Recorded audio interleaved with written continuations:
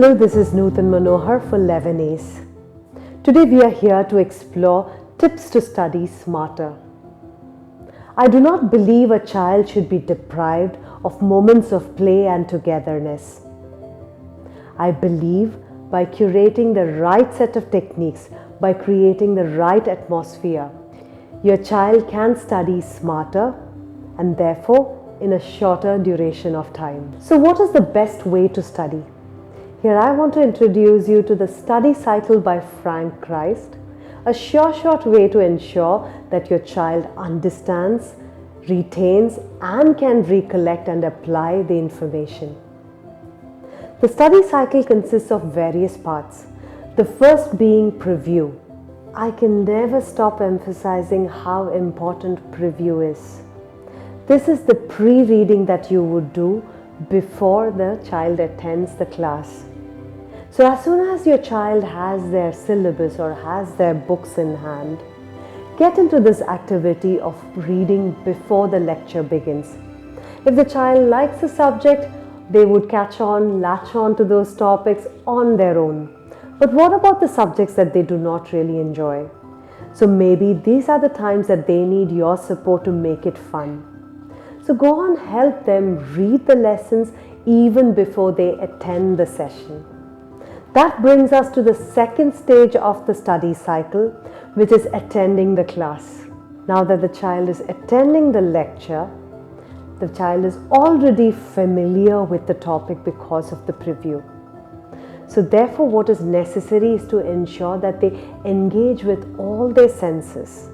So ideally there should be less distractions, and this should be the time to ask questions and clear doubts. So encourage your children to go ahead and ask those questions.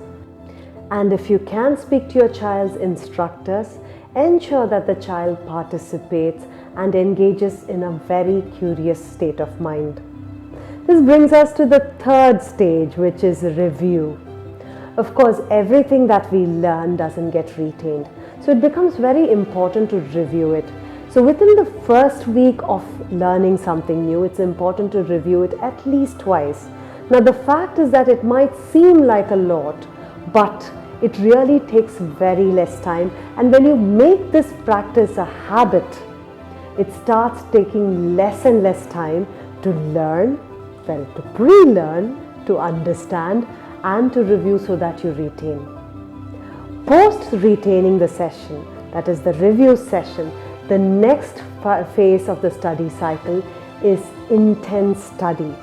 So these are short, intense study sessions where you really try to apply that information, where you really try to learn and maybe even try to teach someone else.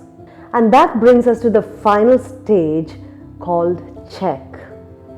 Here, as the term suggests, it's all about little quizzes so that you can actually apply the knowledge. And once you have done all these stages, whatever information that you have tried to learn, it will get retained and you will be able to reproduce it whenever necessary. In the beginning, we spoke about creating the right atmosphere and curating techniques. Now let's go ahead and explore some things about the atmosphere. While some children do fantastically well in the pin drop silence of a library, maybe your child doesn't. So you need to understand what is the right level of noise that will ensure that your child learns. So you might have to experiment before you arrive at that. Second being an uncluttered, calm, cozy atmosphere gives the signal to the brain that it is very safe, that they can actually indulge in studying and not have to be vigilant about the atmosphere. So make sure that the place that your child is going to study in is going to be clutter-free and cozy, very welcoming. I call it my study haven. The third point is extremely important because we ourselves are guilty of it. Contrary to what we really think and believe, multitasking is not going to be an effective way of learning, and multitasking is not going to be effective at getting any of the works done. So if you have the habit of multitasking, for instance checking the phone while eating or maybe even driving, then what happens is that it sends a cue to your child that this is acceptable and this is all right. So later, when you try to tell your child not to indulge in multitasking, it becomes a bit of a difficult situation. So primarily start with checking whether you are guilty of multitasking. To ensure your child doesn't indulge in multitasking, you would want to ensure that your child is disconnected from devices and other distractions, that the space allocated for study is related to study alone.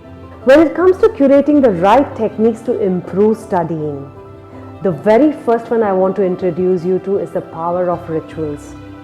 Various studies by Harvard and Princeton indicate that students who have rituals assigned to them before they start studying, when this becomes a routine, they start actually switching off from distractions and getting into the zone that is necessary to help them study. These rituals do not have to be religious in nature at all. It could be possibly writing down about what is the kind of state of mind that you are in. It could be about writing something about what you're grateful for, and maybe even draw it. And then possibly you can do a breathing technique and then get ready for your studies. So every time you do this, what happens is that the brain gets the information that it is time to study. The second is that I prefer short bursts of intense study lasting around 30 minutes and then a little break rather than sitting at a stretch for 2 to 3 hours. Shorter, in my opinion, is much better. Many of us are guilty of starting work only when the deadline approaches. It's very obvious that the child learns from what the parent is doing.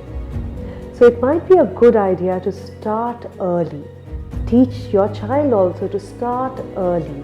You do not have to wait till a deadline approaches or a test date has been set. Use the free time, the downtime to start the learning process. Finally, you would want to think about strategizing. Sometimes we have to study for a quiz. Sometimes we have to study for an essay. Sometimes we have to study so that we can teach. Sometimes we have to study so that we can do complex cognitive And the final technique that I would want to discuss today is to strategize. Sometimes we have to study for a quiz, a multiple choice quiz. Sometimes we have to study to write an essay. Sometimes we need to study so that we can apply complex cognitive functions onto information that we already have. So based on what kind of testing the child is going to be subjected to, strategize and learn accordingly. Because after all, the child's time should be spent having fun, playing, and with moments of togetherness with you. As a concluding thought, I want you to remember that everything that we have discussed today works best when it becomes part of your routine.